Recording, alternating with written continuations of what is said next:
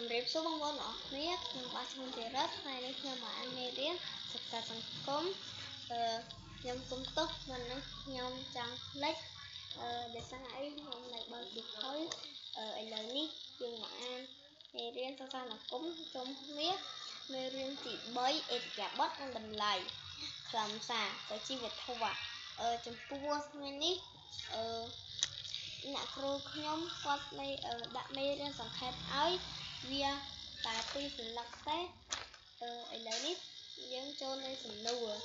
ហើយបងប្អូនអាចឆ្លើយได้ឬទេសំណួរ1ដូចម្ដេចហៅថាជនបរទេស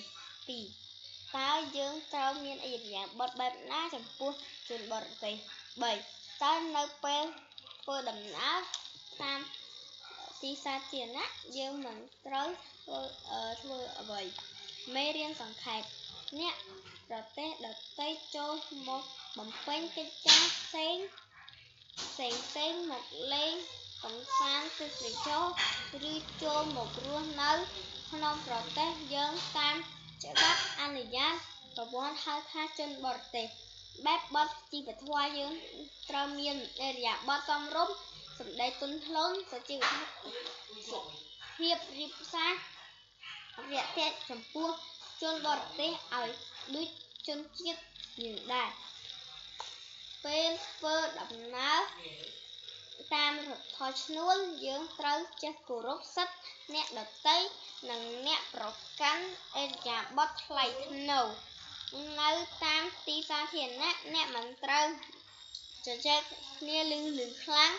ឬ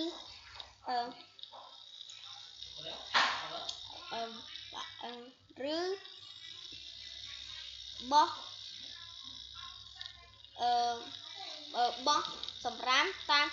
ទីសាធារណៈឬបោះចេញតាមបង្អួចឡានដោយ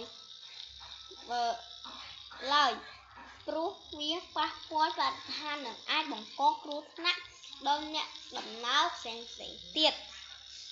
ក្នុងរោងមហាដ្ឋានត្រូវអង្គុយឲ្យបានសមរម្យរក្សាភាពស្ងៀមស្ងាត់និងចូលរួមទះដៃអបអរសាទរទៅកាន់អ្នកសម្ដែងចំពោះអ្នកសម្ដែងតាមបែបបទនៃខ្លឹមសារនៅវត្តអារាមជាទីកន្លែងគម្រប់បូជាសម្រាប់វាចាចិត្តនៃពុទ្ធសាសនិកជនទូទៅនេះយើងត្រូវជិះកង់មិនត្រូវជិះកង់ម៉ូតូពាក់មួកបោះបាច់ផ្កាផ្លែឈើបាញ់សត្វផឹកស្រាឬលួចទ្រព្យសម្បត្តិផ្សេងឡើយការវិចារដែលនាំឲ្យរំខានផ្លូវកាយអ្នកដទៃរួមមានជាធ្វើរបៀបមិនសមរម្យដាក់គេចូលចិត្តអង្គុយប្រជ្រៀតគេដោយគ្មានឆ្លោះនឹងគេដោយគ្មានហេតុផលចំណែកឆ្លៀននេះមានបំណងចង់ឲ្យគេអន់ជាងខ្លួនមិនព្រមស្ដាប់ឬរំលងពីមិត្តភក្តិដែលនាំឲ្យគេលំបាកពិបាកឬមិនអាចទទួលយកបានជម្រាបលាបងប្អូនអរគ្នាជួបគ្នានៅវីដេអូក្រោយសុំទោសដល់ពេលដែលខ្ញុំអានខុស